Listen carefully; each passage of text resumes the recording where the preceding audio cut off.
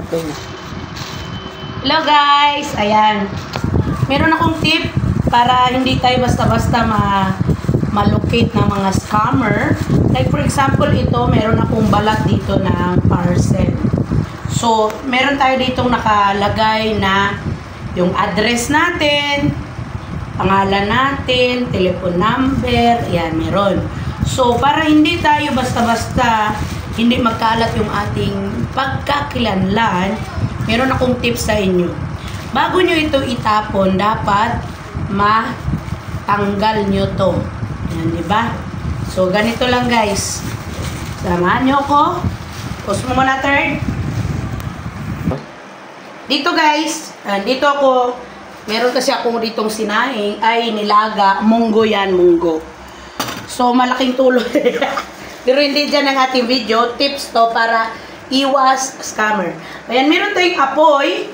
So, ito, maaari nating i-fold ganyan. At, i-rub natin dito sa kaldero na mainit. Ayan. I-rub natin sa kalderong mainit. Ayan. Para matanggal ang ating name. Masusunog. O, diba? Ganyan lang.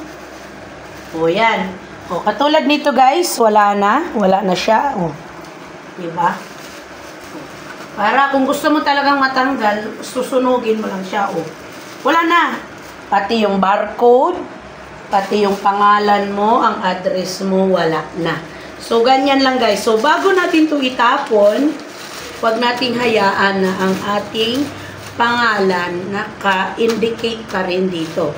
Kasi maraming makakita niyan. Pag itapon natin ito sa basurahan, may posibilidad na mahalungkat ito. At gamitin yung ating pagkakakilanlan ng ating identity dahil sa parcel. So, ganun lang ang simpleng tips na aking magagawa. O, talagang sinadya ko na meron akong nakasalang para magamit ko kasi ganyan lang. Irarab mo lang siya. Irarab mo lang siya dyan. Yan. Kasi nasusunog at nabubura ang iyong pangalan. O, diba? Ganyan lang. Simpleng tip mula kay Verlona. Ilang minuto na yan? 2 minutes 36. O, diba? Ganyan lang. 2 minutes 30. Madali lang palang gumawa ng tips. Yan lang ang aking simpleng tip para iwas scammer at maitago po ang ating identity sa pamagitan ng mga empty parcels, cover or plastic or whatever. Yan, maraming salamat sa panonood. God bless. See you on my next video.